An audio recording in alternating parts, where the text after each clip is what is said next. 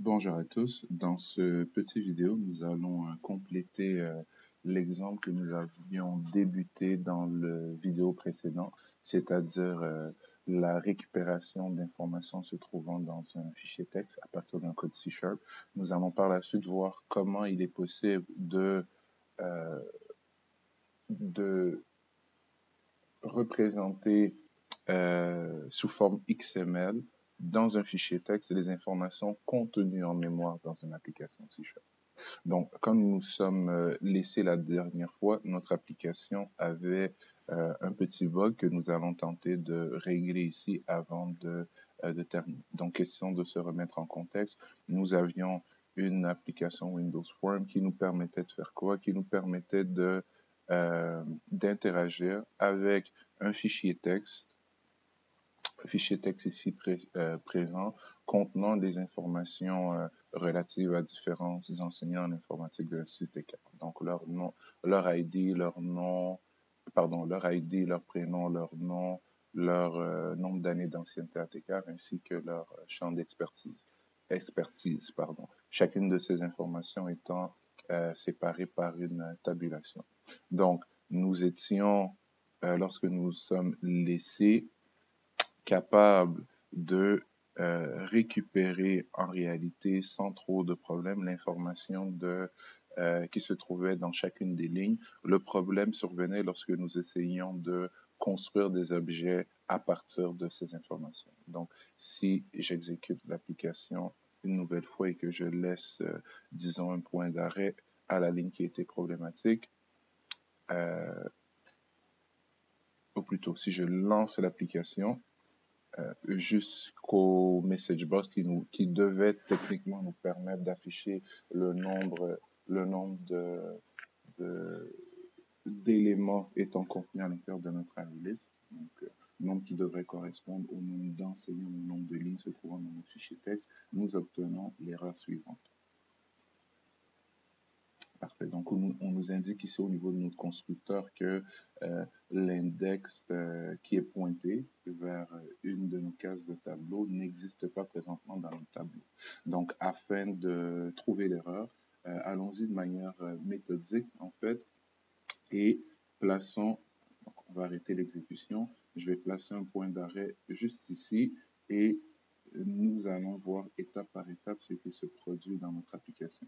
Donc, j'ai pris la peine de rajouter dans une fenêtre espion mon tableau Split Info, donc contenant les différentes informations sur l'enseignant ayant été scanné présentement du fichier texte. Ensuite, la variable thème, qui contiendra les informations de l'enseignant sous forme d'objets propres que nous allons par la suite mettre à l'intérieur de notre array list, l'array list qui représente le nombre d'enseignants dans notre application. Donc, ce que nous pouvons constater pour l'instant, c'est que l'information du premier enseignant a bel et bien été scannée correctement et placée correctement à l'intérieur de 5 cases de notre tableau Split Info. L'index numéro 1 représentant son ID, le deuxième son prénom, suivi du nom, suivi du nombre d'années d'ancienneté et suivi du département. Donc, si maintenant nous essayons de construire un objet de type prof basé sur ces informations, nous allons vouloir récupérer la case 1 du tableau, c'est-à-dire le nom, la case 2, c'est-à-dire le prénom, le nom, et la case 4, c'est-à-dire le champ d'expertise. Donc, nous voyons que pour le premier professeur, ceci se produit sans aucun problème. Nous avons utilisé ici le second constructeur que nous avions créé à la fin du vidéo précédent. Donc, c'est pour ça que nous voyons que le nombre d'années d'expérience et l'ID sont nuls, puisque dans ce deuxième constructeur, nous n'en faisons pas état. Et Visual Studio donne par défaut la valeur de 0 aux integers. Donc, si nous continuons l'exécution, Voilà. Nous passons maintenant au scan de la deuxième ligne, donc du deuxième enseignant. Donc, nous constatons qu'au niveau du deuxième enseignant, aucun problème. Les informations ont été récupérées et placées dans le tableau. Quand nous essayons de construire une variable basée sur cet enseignant, nous constatons que, effectivement, les informations ont été récupérées comme il faut. Et lorsque nous essayons de l'ajouter à notre arraylist d'enseignants, elle contient bel et bien 2 enseignants. Donc, pas de problème pour les 2 premières lignes de notre fichier texte. Si nous continuons, nous constatons ici que il y a un premier petit problème.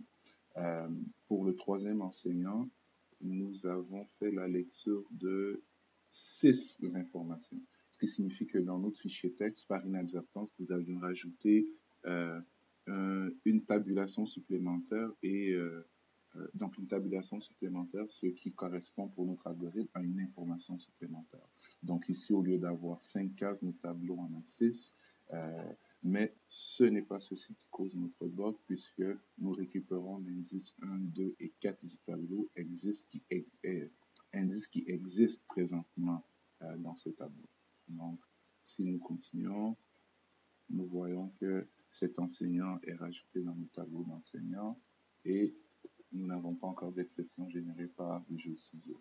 Passons à l'enseignement suivant, pour lequel il semble n'y avoir aucun problème puisqu'on récupère bel et bien 5 informations, son ID, son prénom, son nom, son nombre d'années d'ancienneté et son champ d'expertise. On est en mesure de construire un objet de type prof basé sur cet enseignant, ce que nous voyons ici, à partir de son deuxième constructeur, mais aussi de le rajouter à notre tableau d'enseignant. Donc, normalement, puisque nous avons 4 enseignants dans notre fichier texte, lector.readline devrait présentement nous indiquer que lors de la prochaine lecture qu'il est nul et nous devrions sortir de notre boucle while pour aller exécuter le message box. Par contre, et c'est le problème, nous constatons que le reader n'est pas vide. Donc, il doit y avoir une information supplémentaire qui est lue dans notre fichier texte. Si nous exécutons, et voilà, nous lisons 2 informations supplémentaires qui sont quoi? Qui sont des espaces. Donc, le problème ici venait du fait que, par inadvertance, dans notre fichier texte, à la suite de la ligne comprenant les informations sur le dernier enseignant, nous avions sûrement appuyé sur la touche Enter, ce qui rajoutait une nouvelle ligne, et nous avions placé des espaces dans cette ligne. Donc, si nous continuons à exécuter, l'information devrait planter, effectivement, puisque nous demandons l'index numéro 2 et l'index numéro 4, alors que notre tableau ne contient que l'index numéro 1 et l'index numéro 2. Donc, comment régler ce problème? C'est relativement simple en réalité, si le problème provient bien de la source que nous avons identifiée. Donc, nous allons retourner dans notre dossier bin debug. Nous allons ouvrir notre fichier texte et à l'intérieur de ce fichier texte, nous allons prendre la peine de effacer les espaces qui étaient supplémentaires à notre troisième enseignant et voilà les lignes d'information supplémentaires qui se trouvaient dans notre fichier. Et nous allons les effacer et sauvegarder ce fichier. Donc, nous devrions maintenant avoir exclusivement 4 enseignants dans notre fichier texte et aucune ligne supplémentaire. Donc, le fichier a été sauvegardé. Retournons dans Visual Studio et relançons notre application. Nous ne devrions plus avoir de bug. Voilà, donc si nous regardons ce qu'il y a à l'intérieur de Split Info, effectivement, nous constatons que nous avons récupéré tout jusqu'au dernier enseignant, qu'ils ont tous été rajoutés dans la liste des profs et que si nous désirons voir ce qui se trouve à l'intérieur de la liste des profs, le premier contient bel et bien ces informations. Le deuxième, les informations spécifiées par le constructeur que nous avons choisi. Le troisième, c'est la même chose. Le quatrième, et c'est tout. Donc, l'erreur provenait bel et bien de la structure de notre fichier texte, n'était pas conforme à ce que nous aurions souhaité. Donc, maintenant, afin d'avoir une application un peu plus complète, voilà.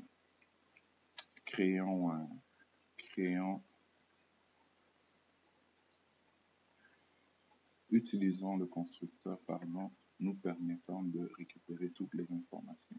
Donc, 1, 2, c'est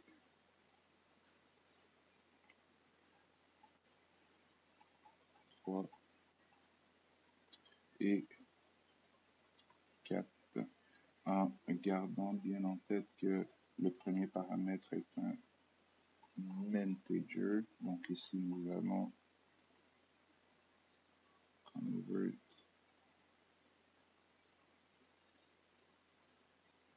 prendre la peine de convertir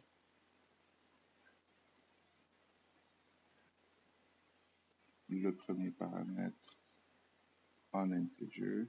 Parfait. Le second paramètre est une string, le troisième est une string, le quatrième est un integer. Donc, faisons la conversion du quatrième paramètre en integer. Donc, convert point to int 32. Voilà. Et nous devons maintenant avoir une application nous permettant de récupérer toutes les informations relatives à un enseignant se trouvant dans le fichier texte, donc son ID, son prénom, son nom, son nombre d'années d'ancienneté et sa spécialisation, de les placer dans un tableau, dans une array list, pardon. Donc, voilà, l'application marche sans bugger. Super. Donc, l'étape suivante, la voici.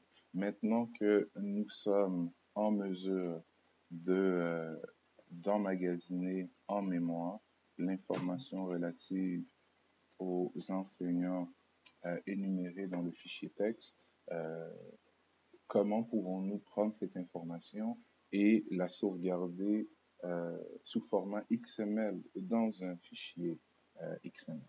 Donc, la première étape est peut-être de tout d'abord créer ce fichier XML. Où allons-nous le créer? Nous allons le créer à l'intérieur du dossier bin debug de notre application.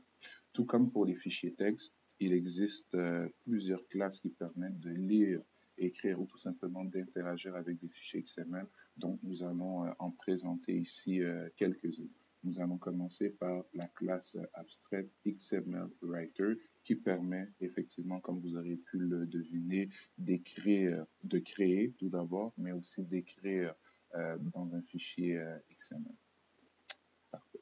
Donc, nous allons stopper l'exécution de l'application, enlever le breakpoint et dans l'interface usagée, nous allons rajouter un bouton. Je vais tout simplement modifier un peu ce qui a été écrit. Donc, lecture de .txt, puisque nous lisons effectivement à travers ce bouton un fichier texte, et je vais ajouter un second bouton, CTRL-C, CTRL-V, qui lui va apporter tout simplement le nom de bouton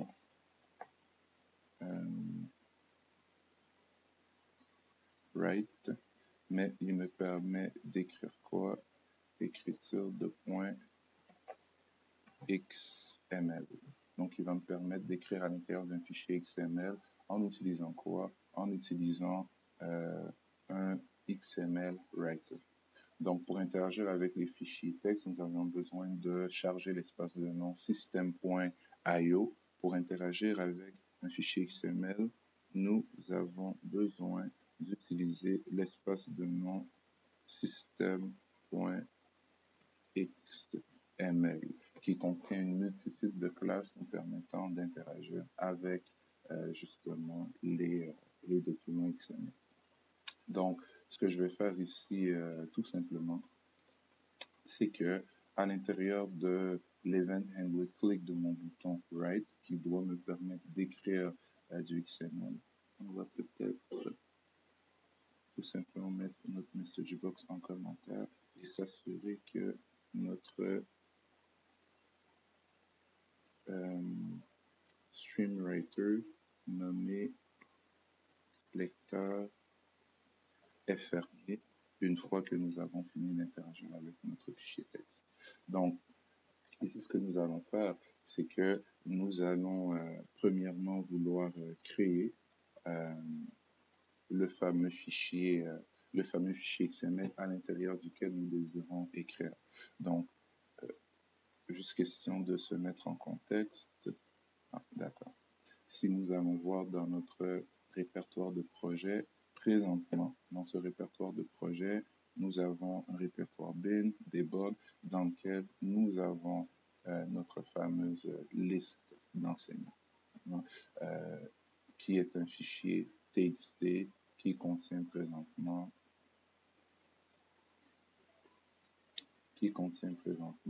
l'information relative à 4 enseignants. Donc, si maintenant nous désirions prendre cette information que nous avons scannée et mis en mémoire dans une array list, si nous désirions convertir cette information sous forme de fichier XML, il nous faudrait tout d'abord créer le fameux fichier XML, ce que nous nous apprêtons à faire. Donc, pour créer un fichier XML, ça peut être fait de plusieurs façons. Ici, nous allons exploiter la classe abstraite XML Writer, abstraite parce qu'il ne nous est pas possible de créer un objet du type XML Writer. Nous pouvons tout simplement exploiter plusieurs des propriétés, fonctionnalités définies à l'intérieur de cette classe. Donc, allons-y. Nous avons rajouté le nom d'espace system.xml. Nous pouvons dès lors créer XML Writer, un XML Writer. Un XML Writer, nous, appelé écrivain.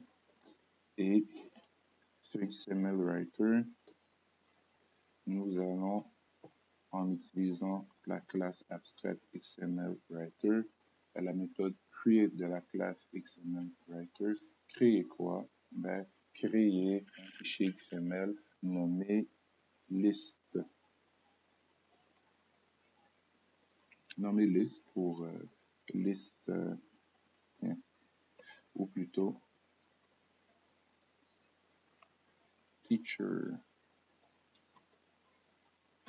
list, donc liste d'enseignants. Et ce fichier, où voulons-nous le créer? Nous voulons le créer encore une fois dans le bin debug de notre application. Donc, nous allons utiliser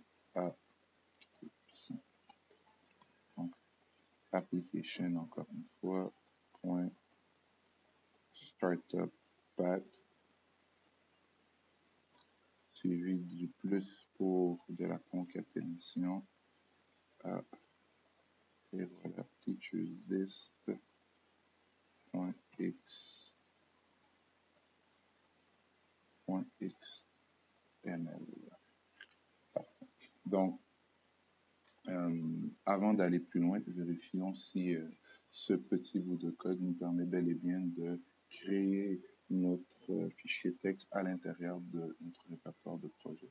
Donc, je vais appuyer sur démarrer, je vais appuyer sur le bouton. Ah, d'accord, donnez-moi une seconde.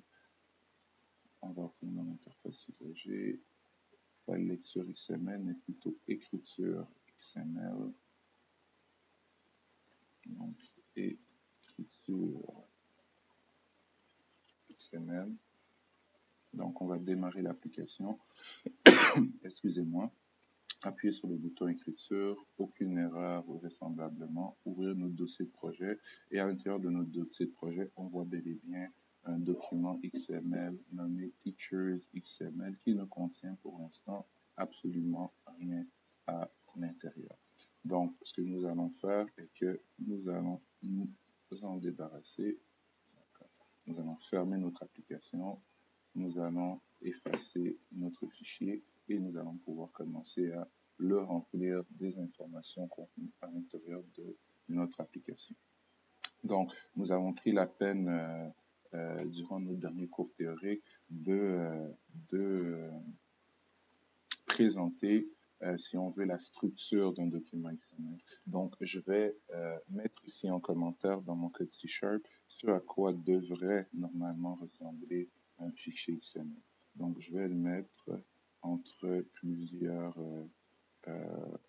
dans un grand commentaire. Donc, un fichier XML contient normalement une en-tête qui s'écrit comme ceci. Donc, nous avons le signe plus petit suivi d'un point d'interrogation et du mot XML spécifiant que le document que nous voulons créer est un fichier XML, suivi de la version XML que nous utilisons, qui en général est entre guillemets, et nous sommes à la version 1.0, suivi du mode d'encodage, donc encoding, qui est du UTF-8. On ferme les guillemets, un point d'interrogation, et voilà l'entête de notre fichier XML. Cette entête est habituellement suivie par ce qu'on appelle un élément racine de notre fichier XML. Donc, voici notre élément racine. Dans notre cas, nous avons une liste de profs. Donc, appelons notre élément racine prof au pluriel. Donc, P-R-O-F-S. Et une balise XML ressemble étrangement à une balise HTML, c'est-à-dire on a une balise d'ouverture suivie d'une balise de fermeture. Prof. Voilà.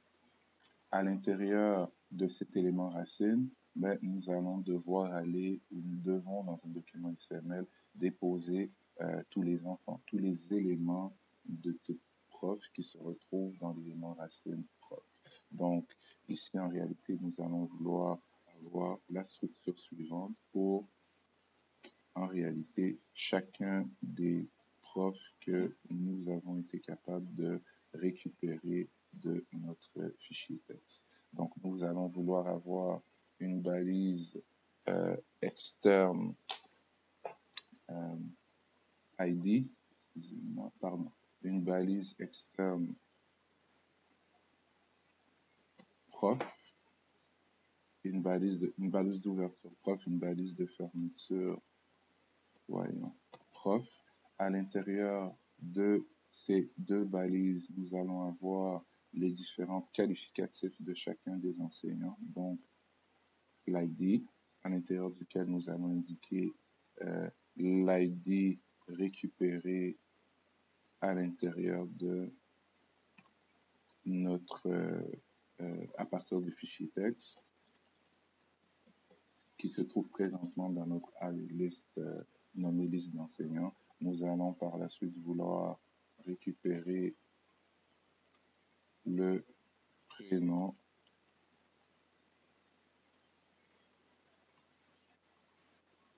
Ensuite, nous allons vouloir récupérer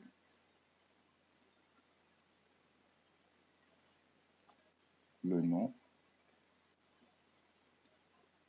ou quand je dis récupérer, je veux dire récupérer de l'objet de type prof qui se trouve dans notre ArrayList et l'écrire physiquement dans notre fichier XML.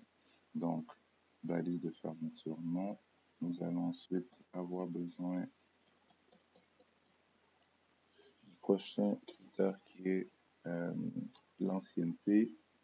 Donc, je vais mettre ici expérience ATK qui est aussi une balise. Excusez-moi. Donc, expérience ATK, expérience ATK, parfait, suivi du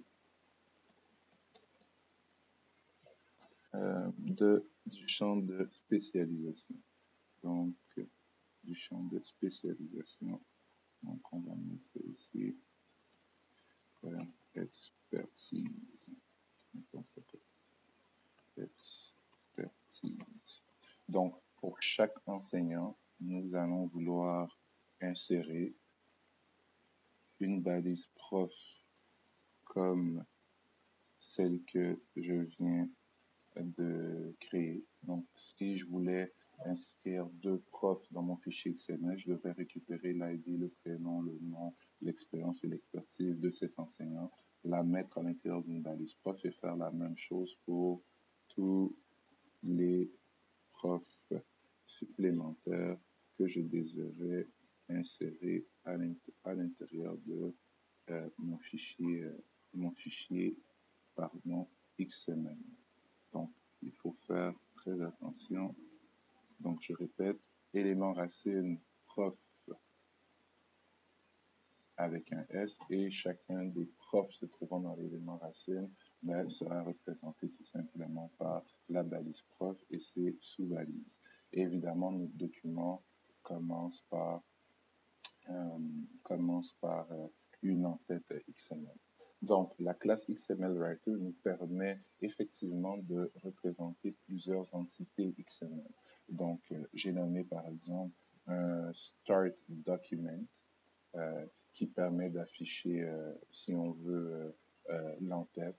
Ensuite, ce qu'on appelle un Start Element qui permet de représenter la balise d'ouverture, un End Element qui permet de représenter la balise de fermeture d'un élément XML et un Element String qui permet de représenter une string interne à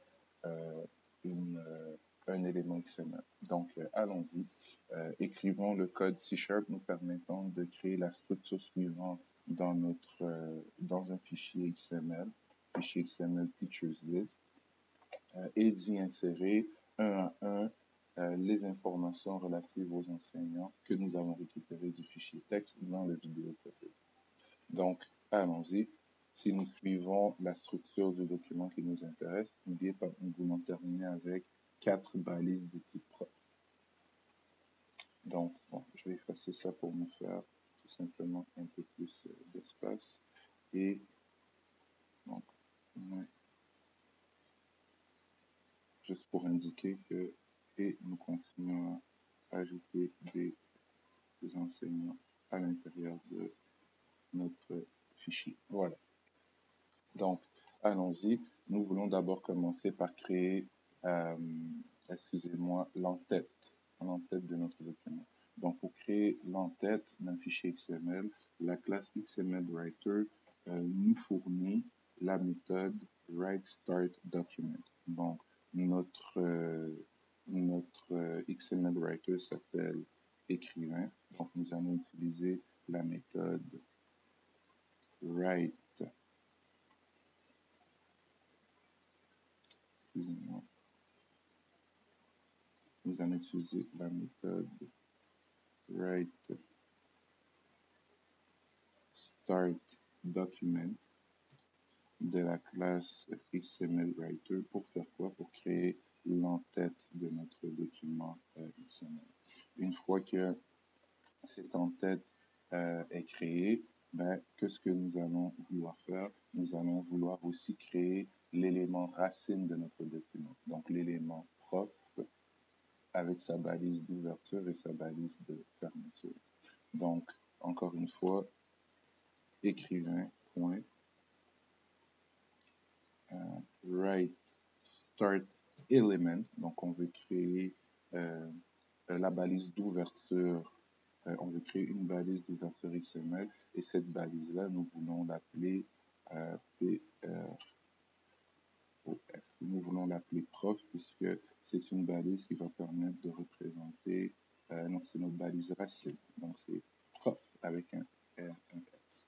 Et pour ne pas l'oublier, nous allons créer tout de suite la balise de fermeture correspondante en écrivant tout simplement,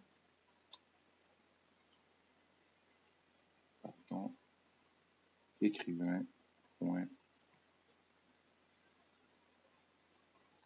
write, end element. Donc, une méthode qui nous permet de fermer la balise. Donc, si je résume, l'entête qui se trouvera ici dans notre fichier XML est représentée dans le code C# par la fonction writeStartDocument. Ensuite, la balise d'ouverture prof, la balise d'ouverture de l'élément racine prof et la balise de fermeture de l'élément racine prof sont respectivement représentées par writeStartElement et writeEndElement.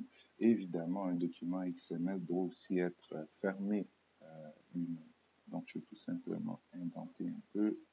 Mon document XML doit lui-même être fermé. Donc, écrivain, point, write end document, ici, qui nous permet de fermer le document lui-même.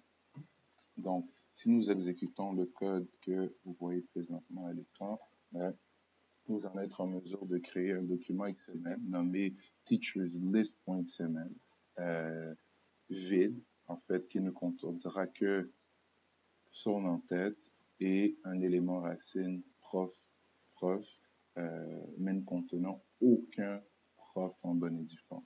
Donc, retournons voir notre fameux... Est-ce que nous l'avons fermé? Oui, nous l'avons fermé. Retournons voir notre fameux dossier de projet. Donc, présentement, nous voyons, nous ne contenons aucun document XML, nous contenons juste notre fichier texte de prof. Et maintenant, exécutons notre application, écriture de XML. Retournons voir ce qui s'est passé dans notre répertoire de projet. Nous avons bel et bien un document XML nommé Teachers List, comme nous l'avons défini dans notre code. Et si nous ouvrons ce document XML, nous voyons que rien ne s'est passé.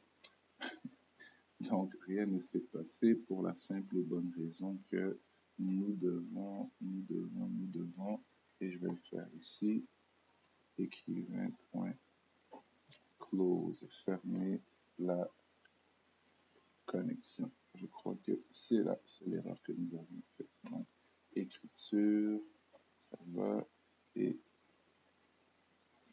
si tout s'est bien passé dans le meilleur du monde,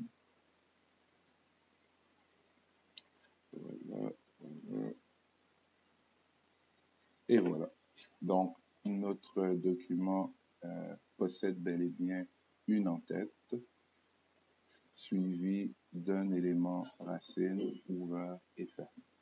Donc maintenant, ce n'est pas très intéressant. Ce qui serait intéressant pour nous est d'être en mesure, dans cet élément racine, de pouvoir ajouter les différents enseignants que nous avons récupérés du fichier texte et placer à l'intérieur de notre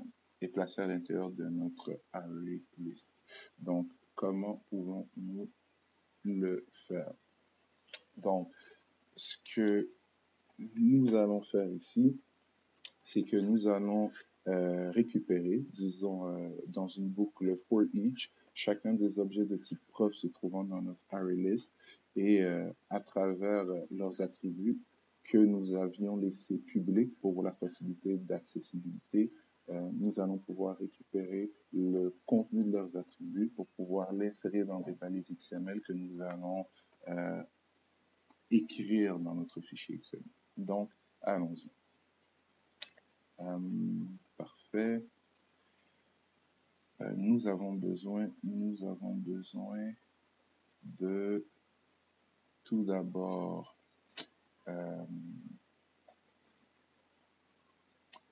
récupérer. Non, nous allons faire dans la boucle for each. Donc, à l'intérieur, nous créons l'élément de départ, nous créons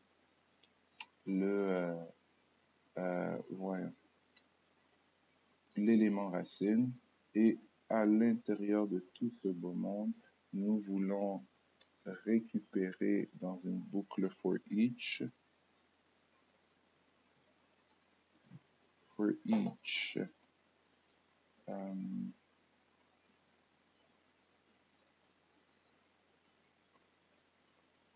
prof, la classe prof, in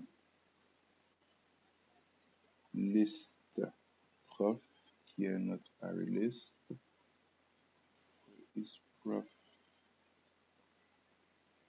individual.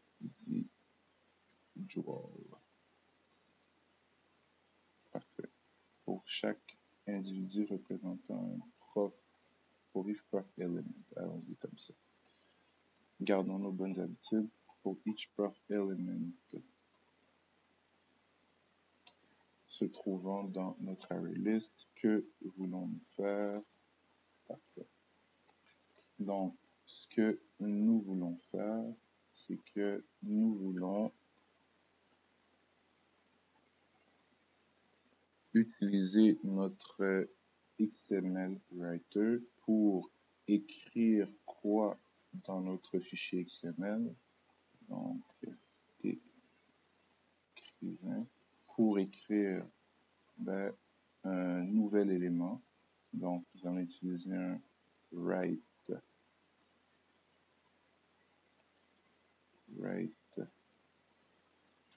start element, puisque c'est start element qui nous permet de créer des nouvelles balises. Nous voulons créer un nouveau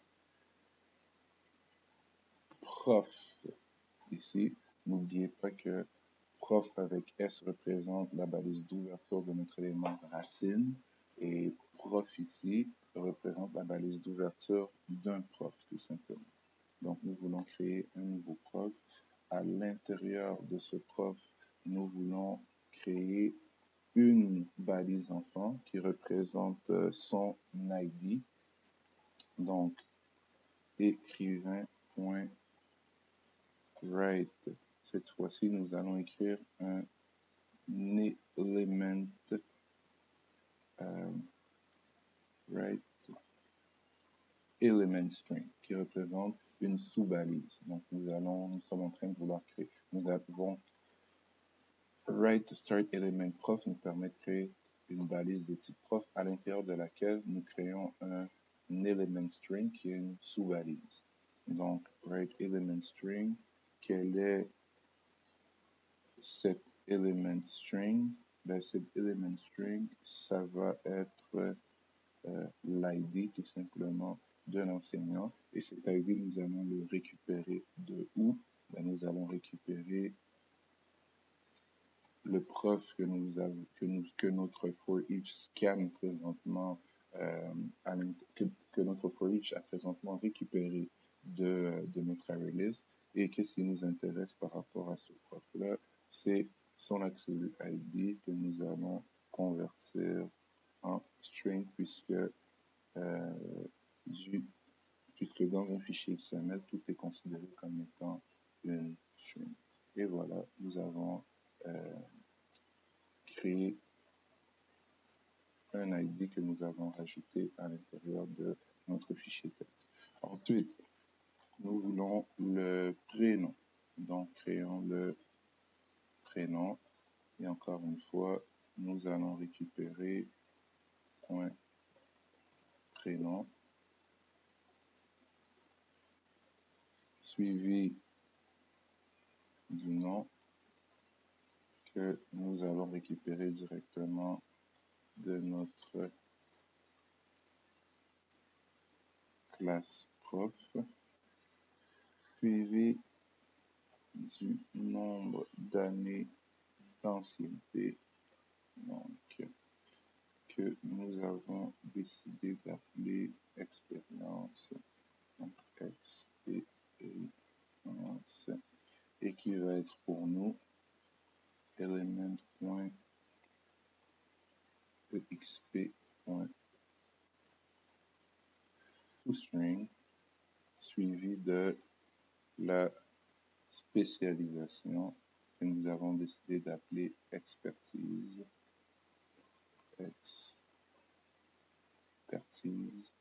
et element.spécialisation. Et maintenant, nous devons fermer la balise prof que nous venons de créer et nous allons la fermer en utilisant écrivain.write, non pas end document, mais end element pour fermer la balise en cours. Et remarquez bien l'indentation que j'ai utilisée. Cette indentation a pour but de mimiquer, si on veut, la structure de notre document XML. Donc, je vois ici en tête, ouverture de l'élément racine, fermeture de l'élément racine. Donc, en tête, ouverture de l'élément racine, fermeture de l'élément racine. À l'intérieur de cet élément racine, on a un prof, donc ouvert, fermé, ouvert, fermé. Et à l'intérieur de cette balise prof ouverte et fermée, on a toutes les balises enfants, on a toutes les balises enfants. Donc, si nous exécutons ce code et que tout va bien dans le meilleur des mondes, nous devrions retrouver encore une fois notre fichier XML, mais cette fois-ci à l'intérieur de ce fichier XML, que je fais,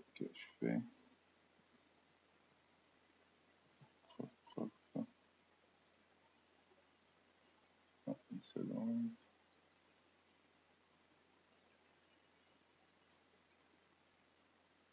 Parfait. Donc, ici, évidemment, c'est sûr que si nous voulons écrire dans un fichier XML, excusez-moi, l'information que nous avons recueillie à partir d'un fichier texte, il faudrait d'abord lire ce qui se trouve dans le fichier texte pour ensuite espérer l'écrire à l'intérieur du fichier XML. Donc, retournons voir dans nos dossiers de projet et parfait. Nous constatons bel et bien que notre fichier texte, entre la balise d'ouverture prof avec un S et la balise de fermeture prof avec un S, contient plusieurs profs. Maintenant, un fichier XML étant un fichier texte, l'indentation n'est pas nécessaire. Par contre, l'indentation devient très intéressante pour faciliter la compréhension de ce qui se trouve à l'intérieur de notre fichier XML. Donc, voyons s'il n'y a pas possibilité d'améliorer un peu son apparence. Donc, je vais fermer ceci. Et ce que la classe XML Writer nous permet de faire, et ici, laissez-moi quelques secondes pour me souvenir de la syntaxe, la classe XML Writer nous permet de déclarer un XML Writer Settings, que je vais appeler set pour settings, égale